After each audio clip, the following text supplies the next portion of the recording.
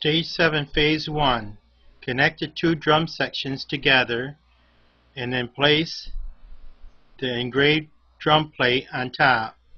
Orient it so that the set screw and the central column support faces towards you. Rotate the earth arm and ensure that the 19mm bearing is still on the central column. Place a plastic washer on the central column and the large brass washer.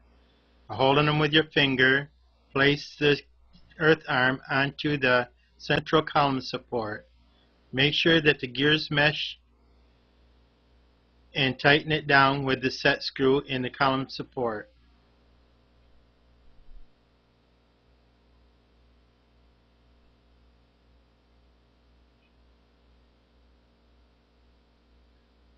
Now when you move the arm back and forth, the gears in the engraved drum plate should rotate. This step requires you to install the central shaft so that a certain amount of it extends below the engraved plate. Now you can use a scale, but I'll show you how you can do this without one. Now with the set screw sticking out of the long collar so it don't roll away on you, set it on its side. Take the blade end of the shaft and place the 20-tooth gear onto the end of the shaft with the teeth facing towards the blade end. Now place the central shaft upright on the surface of the table and let the 20-tooth gear drop down against this long collar and tighten the gear on the central shaft with a set screw.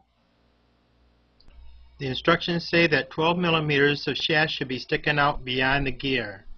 As you can see in the close-up, this is indeed what I have achieved. Take the long brass collar and place it over the other end of the central shaft and slide it down against the gear and tighten it on securely to the central shaft. This collar ensures that the proper amount of shaft extends below the engraved plate so that it properly engages with the drive motor. Now stick the central shaft up through the bearings in the central column. Make sure the teeth of the gear mesh together and that the long collar is firmly up against the bearing. These gears drive most of the model, so they should line up perfectly. If not, you're going to need to take the 20-tooth gear off and turn it around. Make sure that the long collar is up against the bearing and line up the 20-tooth gear so that it meshes exactly in line with the larger gear.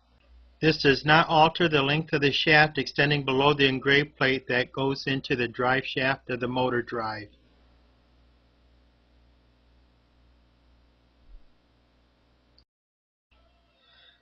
Place the two curved drum sections, leaving a gap for you to reach your hand into. Now with the year counter facing towards the front, place the engraved plate on top of the drum sections.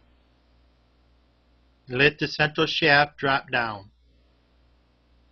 As you can see, you can reach under the model and you can lift up on the central shaft.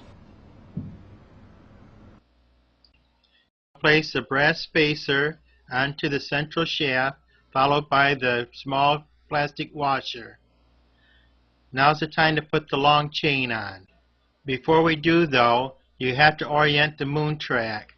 The high side has to be away from the central shaft.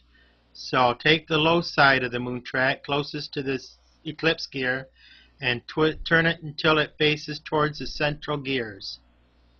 This gives you room for the chain. Now by opening up the chain, loop it around the earth and slip it underneath the eclipse gear between the moon pillar and the central shaft stack of gears. Now let the chain rest on top of the sprocket. Don't wrap it around the sprocket. And take the chain and make it into an L shape. Now lower the chain over the 18-tooth sprocket. Now lift the eclipse gear and the chain should slip right underneath it. Now you can wrap the chain around the 14-tooth sprocket under the earth and around the 22-tooth sprocket on the center shaft.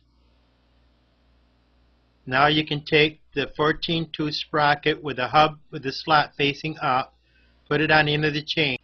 Tilt the engraved plate so that you can place the sprocket over the central shaft. Make sure that the chain is around the gears.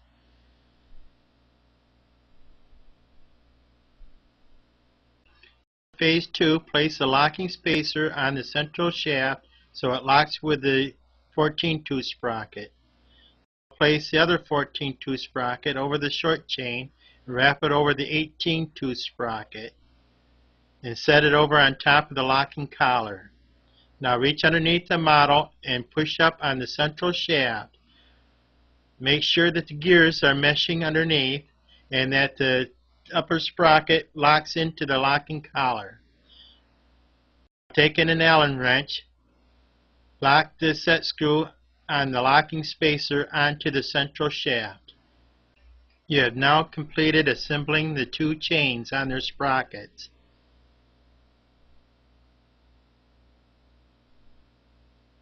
Before installing the base bolts, be sure that there's no wires in the way of the holes.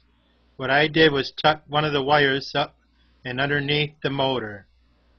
This will keep the wire out of the way and it won't get pinched.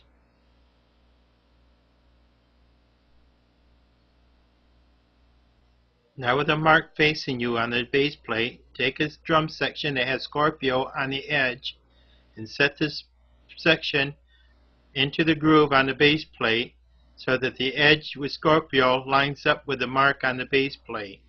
Now set the other drum section onto the base plate in the groove and take the engraved drum plate and set it on top of the drum sections so that November 22nd lines up with the seam between the two sections.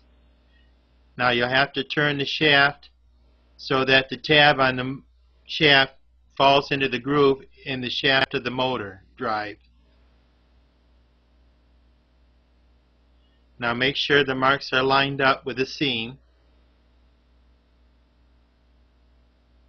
Then you're ready to take and install the bolts. Carefully tilt the model up, thread the bolt through the bottom hole, and it should line right up with the threaded hole in the engraved plate up above. Rotate the model a third of a turn, get another base bolt, and install it into the second hole.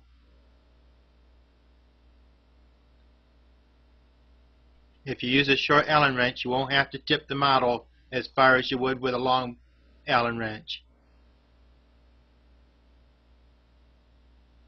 Now insert the final bolt, making sure the plates are tight together against the drum sections, and insert the third bolt.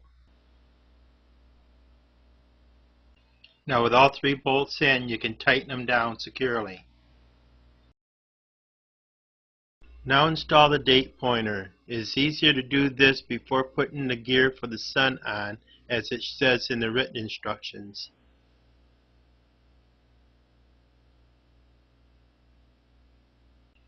The written instructions also show that a plastic washer goes on the central shaft and then the sun gear goes on top. But if you do this, you can see that the teeth do not line up quite right with its mating gear. Now with the spacer removed, you can see when the sun gear is on that it lines up a lot better with its mating gear. This completes stage 7 of the assembly of the Earth, Moon, and Sun orbiter.